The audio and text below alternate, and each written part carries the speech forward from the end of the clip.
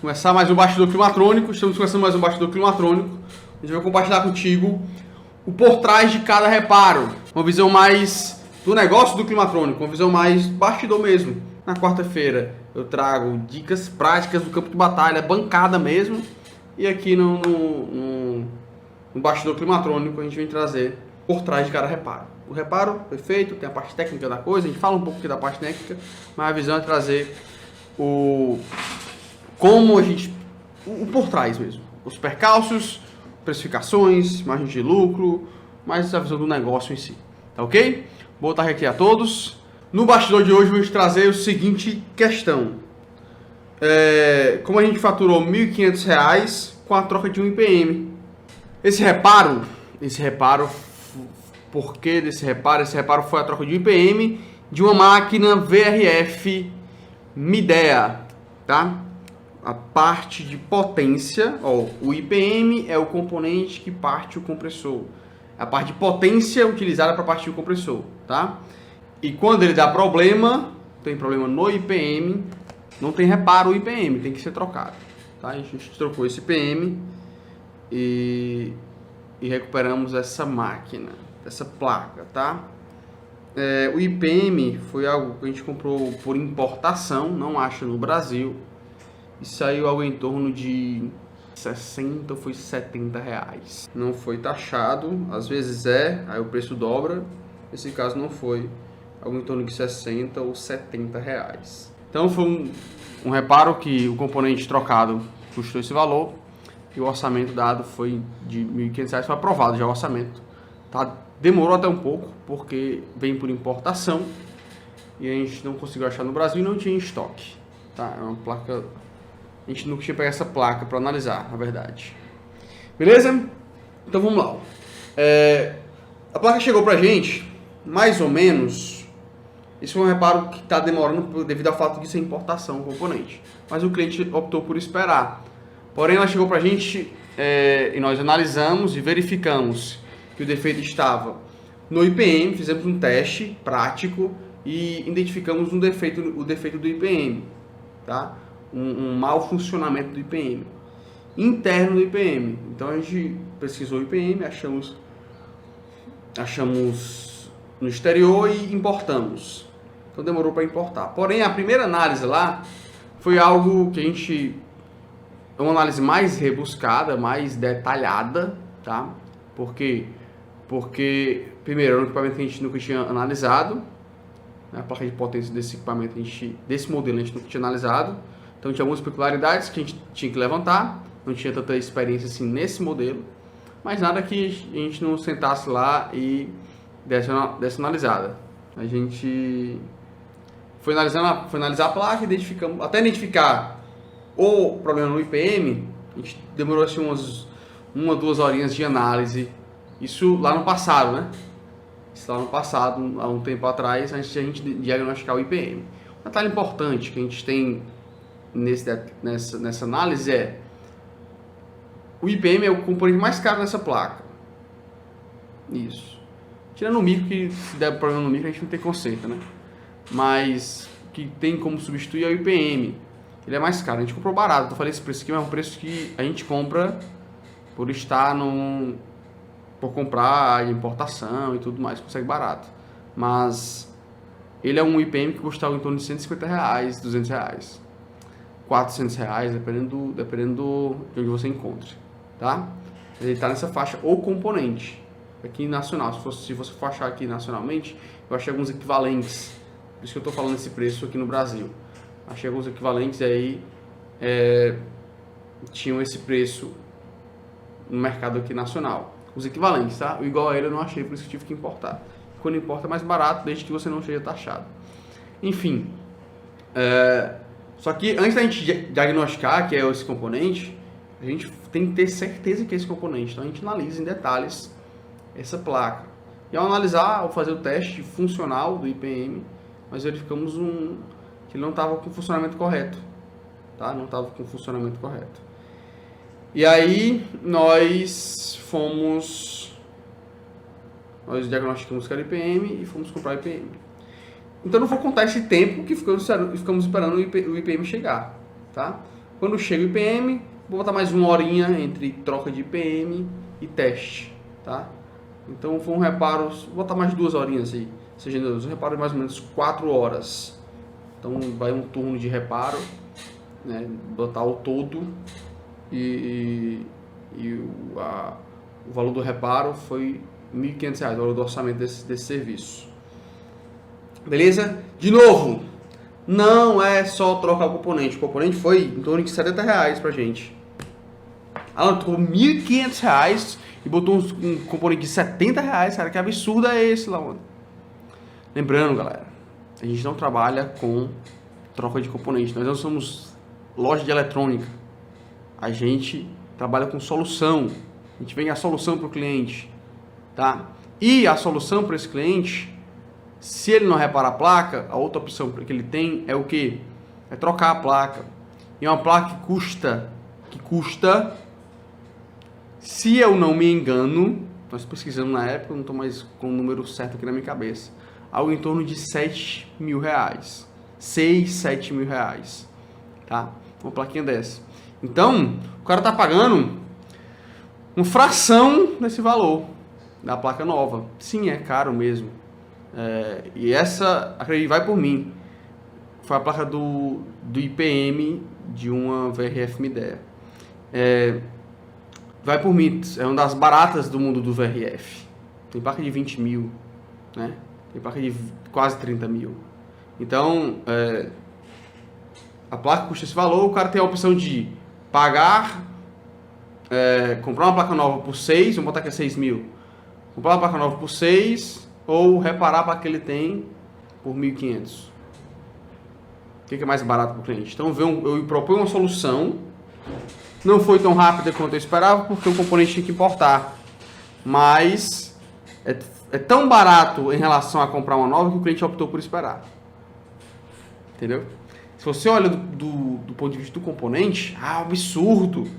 Só que a solução que eu propus para o meu cliente, o cara que cobra barato esse tipo de serviço é porque ele não tem mínima noção do que ele está causando ou do que ele está solucionando na vida do cliente dele.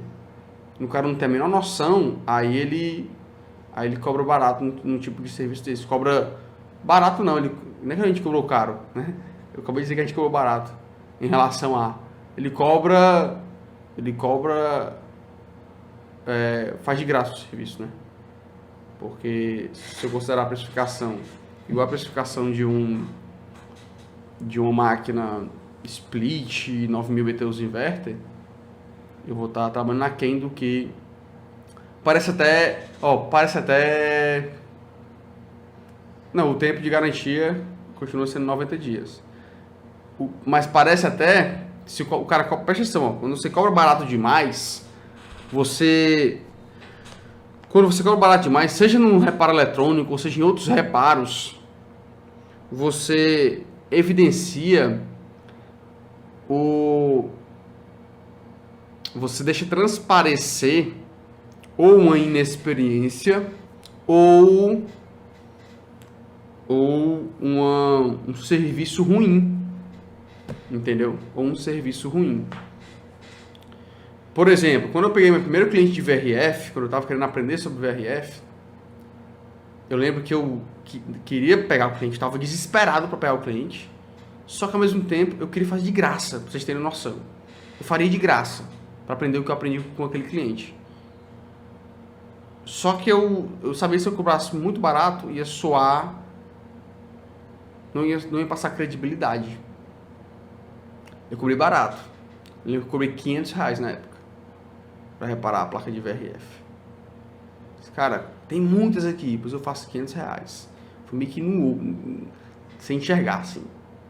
Só que R$500 pra mim, que na época reparava a placa a 200, 150, eu tava lá começando, era precificação do caramba. Só que eu sabia que era barato. Sabia, eu vou cobrar barato aqui pra ganhar lá na frente. E deu super certo. Ganhei uma experiência gigantesca com eles e tudo mais. Então, não ache que... Não precifique pelo componente, tá?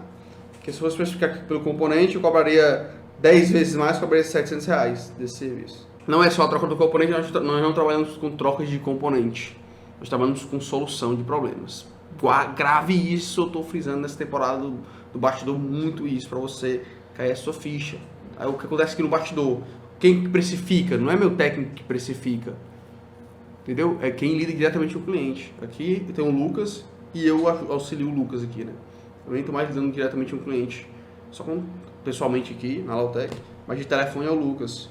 E aí eu fico orientando o Lucas e a gente fica trabalhando essa questão de precificação, de como lidar com o cliente. Então, a precificação, a gente fica sempre lapidando com o cliente, tá? E a gente vem essa ideia, meu técnico, ele vai lá para executar a parada. E hoje eu cobraria esse valor. Hoje esse reparo é um reparo atualizado de uma placa que é equivalente das que eu pegava lá. Então, R$1.500, R$2.000. Hoje em dia, a gente trabalha com essa precificação dessas máquinas que a gente pega mais de VRF, tá? Tem algumas maiores e vai aprender sempre da precificação. E outra coisa, deixa eu dizer uma coisa, quando envolve o mundo do VRF, o técnico que traz a placa pra gente, ele nem conhece desse mundo.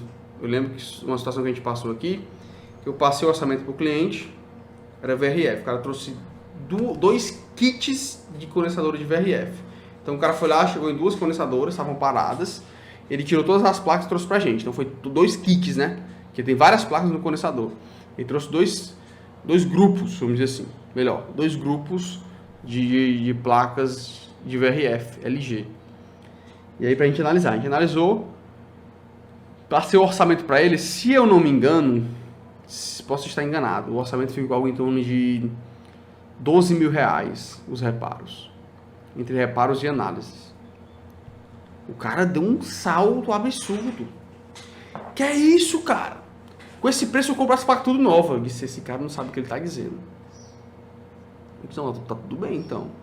Pois, se você conseguir comprar essas placas, se você conseguir comprar com esse valor do reparo as placas todas novas, me avise que eu quero saber quem é seu fornecedor. Eu vou comprar dele também. Aí ele, não, vou aprovar não. Até ficou meio chateado um pouco com o orçamento. Achou que era absurdo. Achou que a gente tava cobrando assim, tipo, querendo meter a facada nele, né? Desse ponto, é um termo que a gente usa aqui. Querendo cobrar mais do que deveria. E aí a gente foi e devolvemos a placa pro cara. Depois, passou um tempo, o cara voltou com as placas de novo. É, realmente, cara, eu vi lá qual era o preço. Se eu fosse trocar tudo aí, ia gastar quase R$100.000. Aí disse, se eu botar isso daí, eu tô te cobrando menos de 30% do valor das novas, né? Aí voltou, a gente reparou até uma deles. A outra ainda ficou de vir ainda, mas... Enfim. Então, muitas vezes, o cliente nem conhece esse mundo. Então, como é muito novidade, é muito novo, os caras não conhecem as possibilidades desse mercado. Então, os caras ficam extremamente limitados. Até quem traz a placa, até quem analisa lá a máquina no local. Não tem noção da potencialidade desse mercado.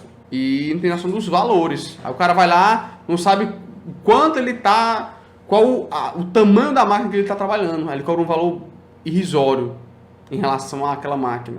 Até para fazer uma análise mecânica.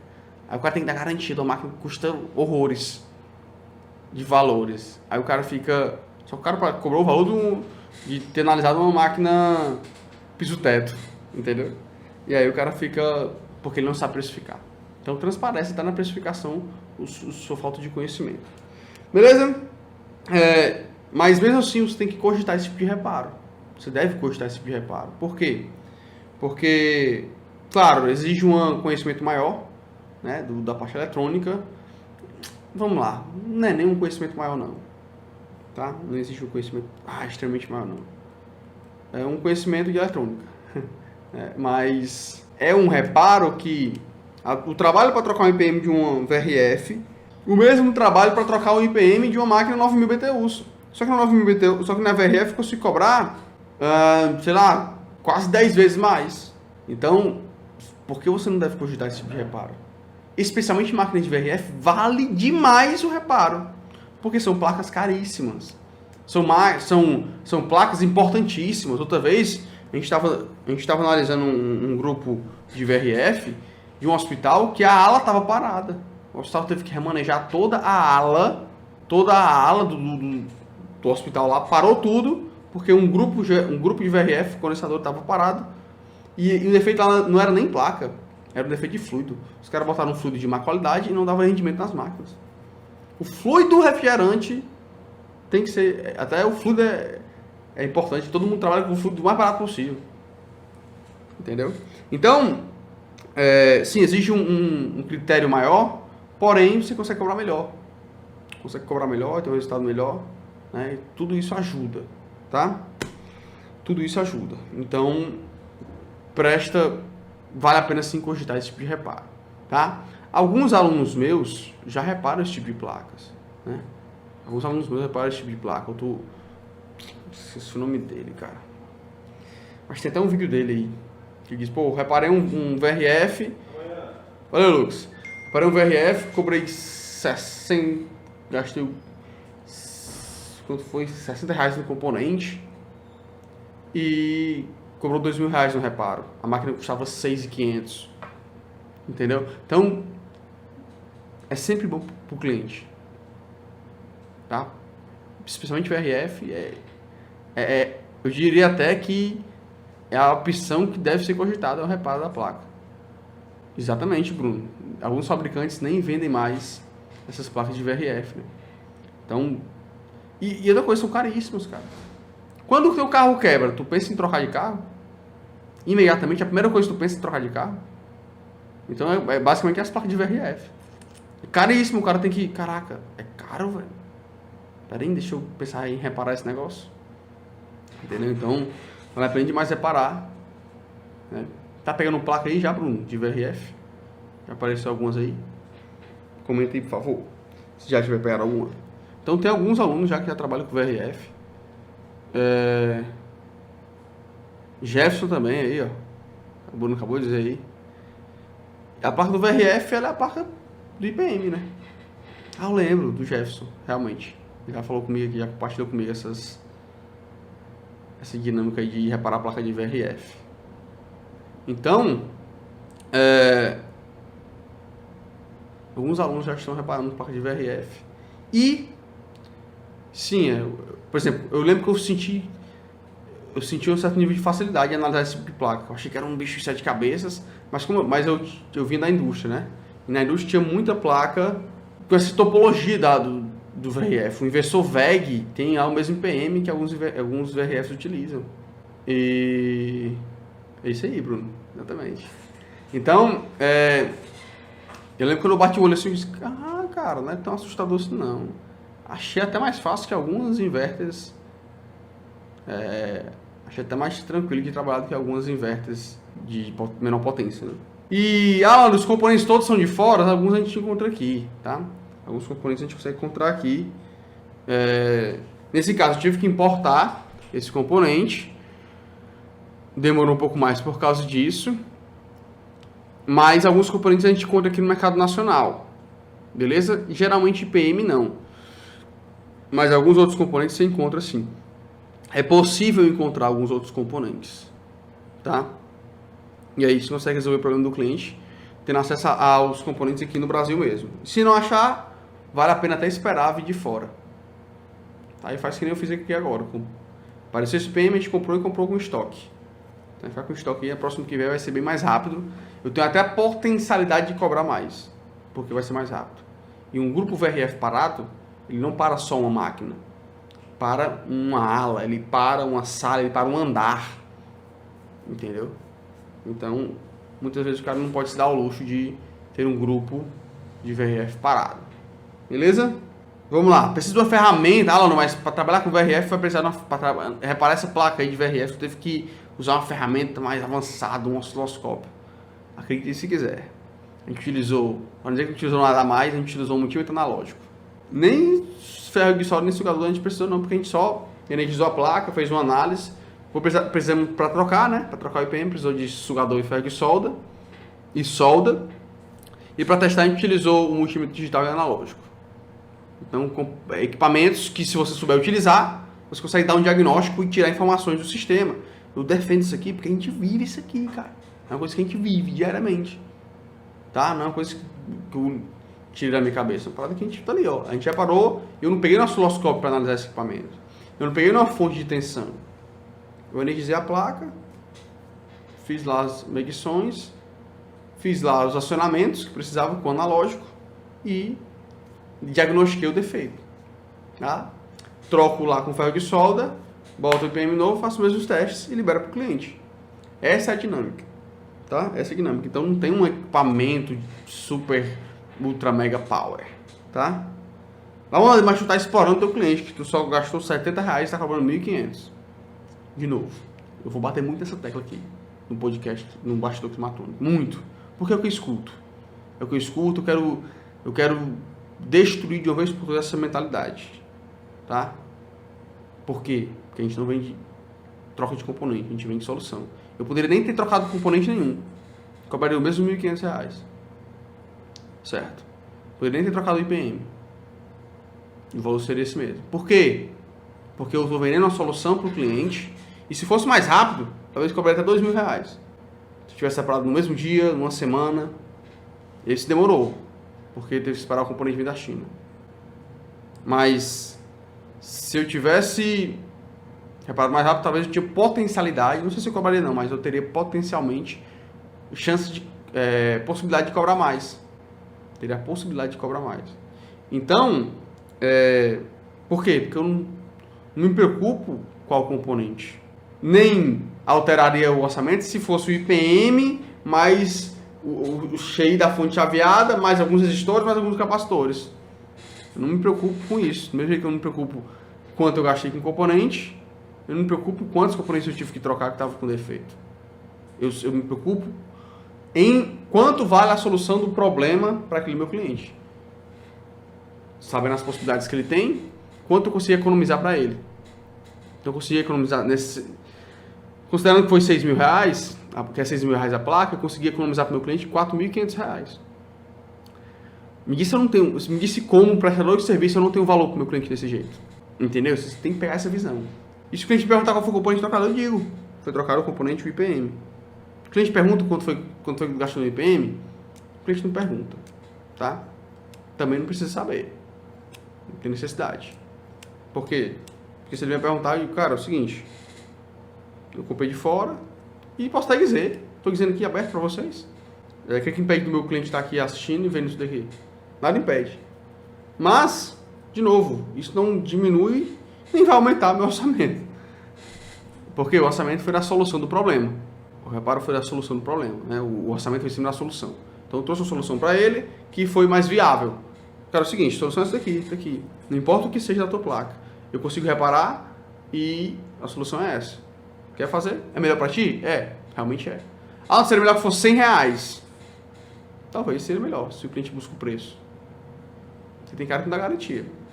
Eu estava rodando hoje aqui em Fortaleza em algumas sucatas e conversando com os caras lá, e os caras prestam serviço e tal, e me dizendo lá que, cara, eu dou garantia. Mas eu cheguei lá, vi o cara fazendo isso aqui uma coisa errada, não tem mais garantia não. Então, tipo, o cara tira a garantia sim. Se o cara dá um vacilozinho, o cara tira a garantia dele. Então, o serviço garantido, tem minha precificação, e é isso daí. E eu tenho plenas convicções de que é o melhor para o cliente. Ah, não, mas, vamos lá, mas R$150, tu gastou 70, bota mais 70 dá 140, tu cobra R$150, tu ganha 100%. Mas não era bom para mim.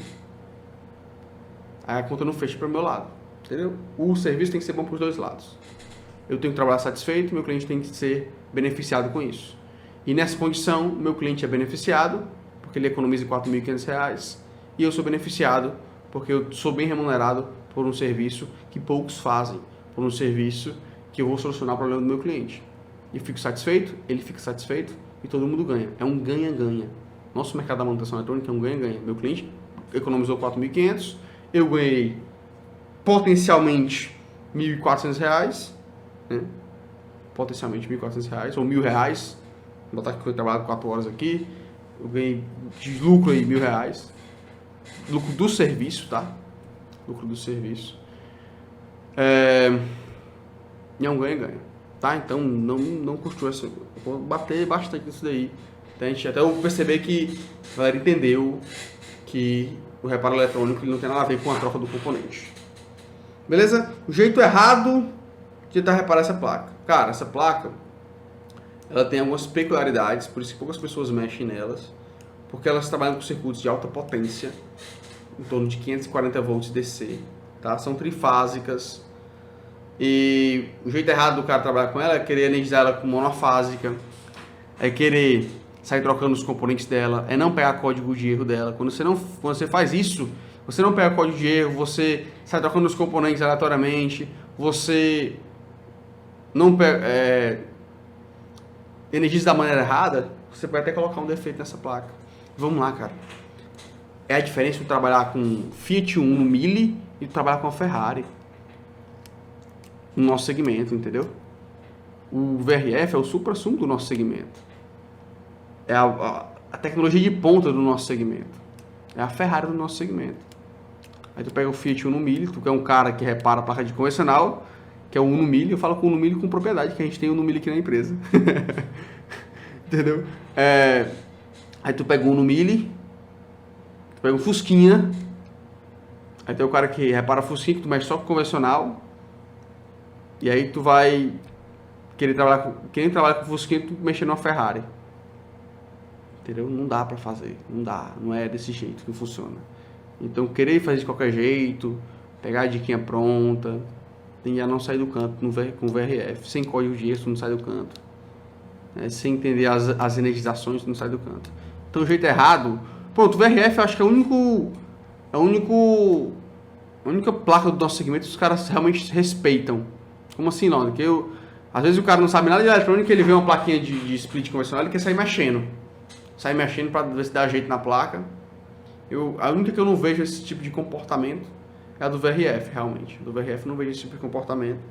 É mais raro de eu ver esse tipo de comportamento na do VRF. Certo? Do cara fuçar nela. Só quem já entende um pouquinho de eletrônica tem a mexer nela. Querer mexer. Tá? Então o jeito errado é seguir por esse caminho. Já o jeito certo, você repara o jeito que a gente fez aqui. O jeito que a gente acha mais correto. Que é o quê? Sentamos na bancada, pegamos o erro lá, os caras restringiu o defeito à placa, né?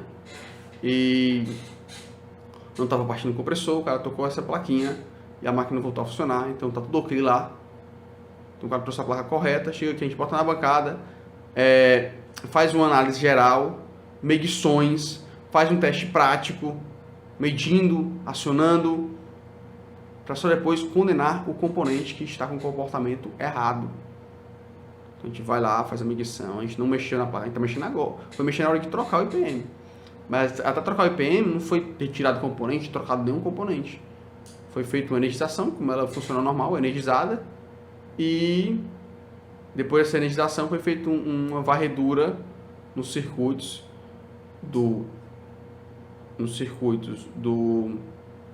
IPM e circuito de acionamento do IPM para verificar se o IPM estava ok ou não. Ele não apresentou o funcionamento correto, em parte, né? Metade dele estava funcionando, metade não estava, e aí nós condenamos o IPM. Então depois de uma análise, botar a águia, seu Ernesto, depois de uma análise completa, nós fomos em cima do componente e condenamos o componente após a análise completa, certo? Então essa é a dinâmica correta de reparo, isso do VRF de qualquer placa.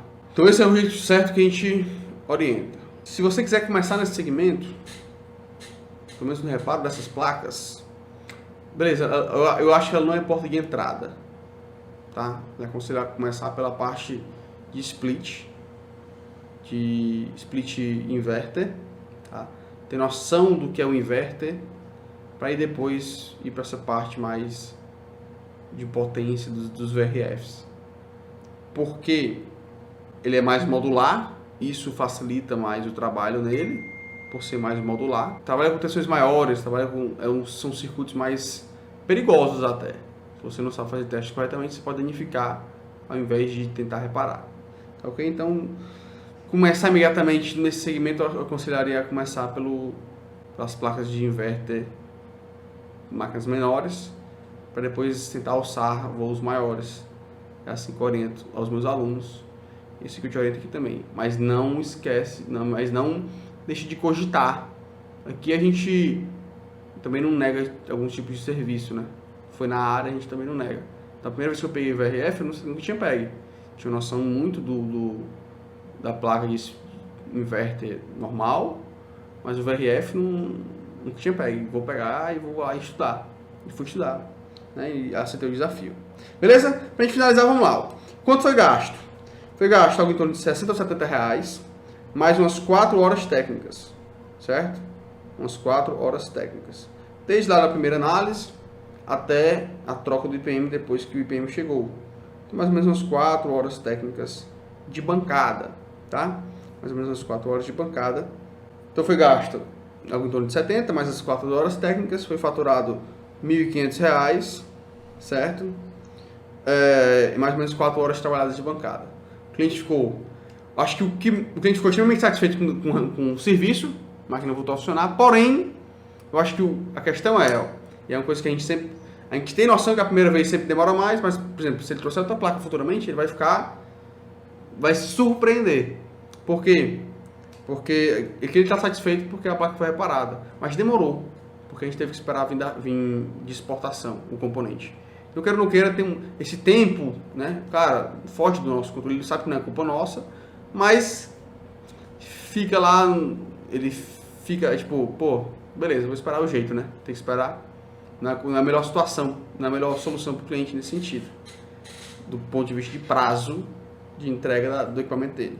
Porém, na próxima vez que aparecer, seja com ele ou seja com outro cliente, vai ser um reparo muito mais rápido, porque agora a gente tem estoque.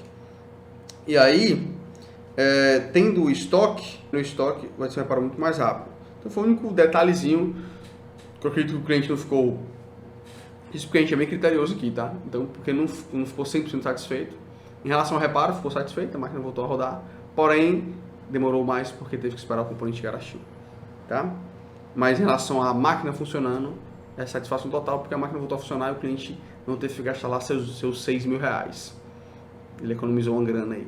Eu ouvi isso hoje de um cliente nosso que ia jogar 2 máquinas fora.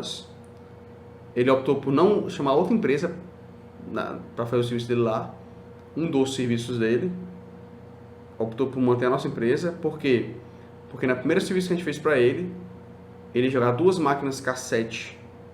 2 máquinas cassete fora, ia jogar, ia seguir a carreira das 2 máquinas, e nossa equipe foi lá e recuperou as 2 máquinas para ele, e as máquinas estão rodando. Então a gente agregou um valor para o cliente, ele enxergou isso daí e hoje ele deu feedback para a gente. Ele optou por não querer outra empresa, ele falou lá para a responsável lá que não queria outra empresa, porque a nossa empresa solucionou o problema dele e fez ele economizar uma grana ali, certo? Então, a gente trabalha com essa melhor solução para o cliente. Sim, é a melhor solução. Tem cliente que não vai querer. Tá tudo bem. Seja ciente que você vende a melhor solução para o seu cliente. Se ele vai querer ou não, aí é um problema mais dele do que seu. Isso acontece e vai acontecer, não tá? E assim você vai entendendo qual é o seu cliente ideal.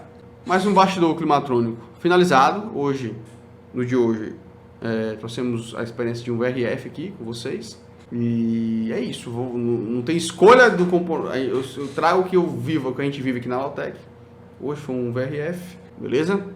Então, fica com essa visão de hoje aí, do nosso bastidor climatrônico. Então é isso, finalizando por aqui. Fica com Deus, um abraço, valeu!